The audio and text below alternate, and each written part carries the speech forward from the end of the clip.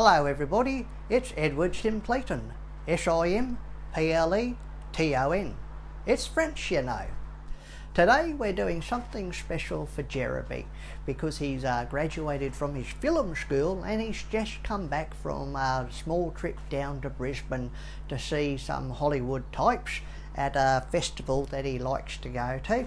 And I think it's called Massive Nova or something like that, some very strange name.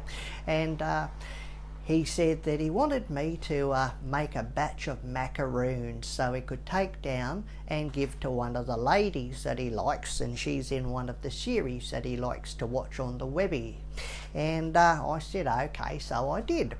And then he said to me that she had done an episode on her own television program on macaroons and they didn't work out. So I thought I'd do an episode on how to make macaroons so the young lady could learn how to do them. And he's got me a picture of her as well. I'll show that to you soon.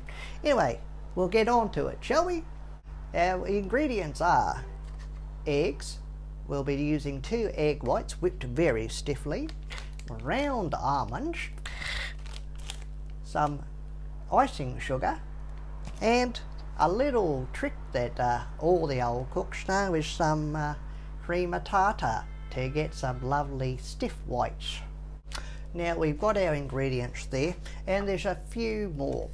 I'm going to add some lovely glacé cherries, and I'm going to flavour it with a little bit of rose water. Now I know that's not traditional for a macaroon, but then, you know, with all the hype about what is a macaroon and what isn't a macaroon, I don't know, it probably doesn't really matter.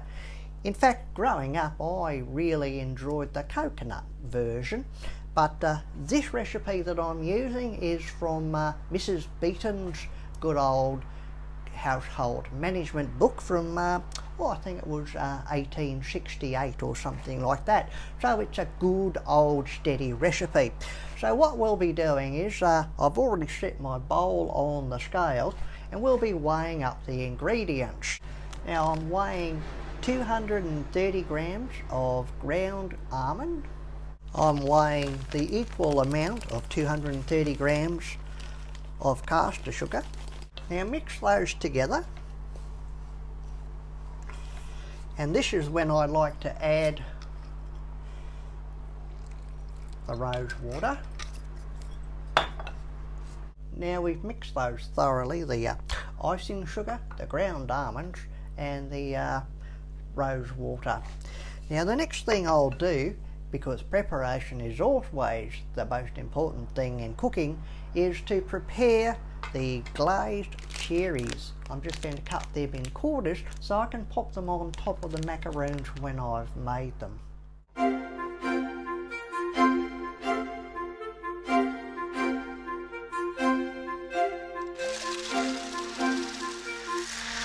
So there you go, you have a lovely whipped egg white there. Now I'll just add this to the sugar and the almond. Oops, I'm sort of getting a bit of egg white over there. And with those newfangled wand thingies, I mean, it doesn't take long to whip your egg white into a lovely stiff meringue. Now, we'll just mix those two, I should say 3 ingredients together. Now most recipes do tell you to spoon them onto a sheet of baking paper or rice paper, which was traditionally done in Victorian times, but I'm cheating. I'm using one of these newfangled silicon moulds, and it's one of the little muffin moulds, so I'll just spoon some of the mixture into each one of those and put a cherry quarter on top, and we'll pop it in the oven.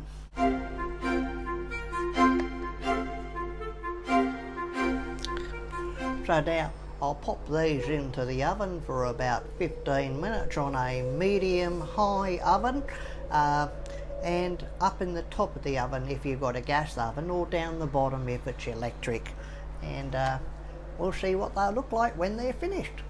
Cheerio! Now I've put those in the oven Now, Jeremy has reminded me that I haven't really shown you the photo of the lady to whom these macaroons are honoured. So here she is. I believe she's the middle lady who's looking like a Roman centurion or something like that. Evidently these people were in a series, some type of costume drama, I believe, so her name is Felicia Day. I haven't heard of her myself, but Jeremy tells me she's very popular and her program is very popular on the telly, so I'll have to try to catch it someday. So here they are, everybody, the famous Felicia Day macaroons. There we go. So I hope you've enjoyed this little episode, and I'll tell you what, Mother's doing quite well. She had a bit of an incident a few weeks ago with her hip, and I'll tell you about that next time because we've run out of time. This has been Edward Simpleton. Cheerio!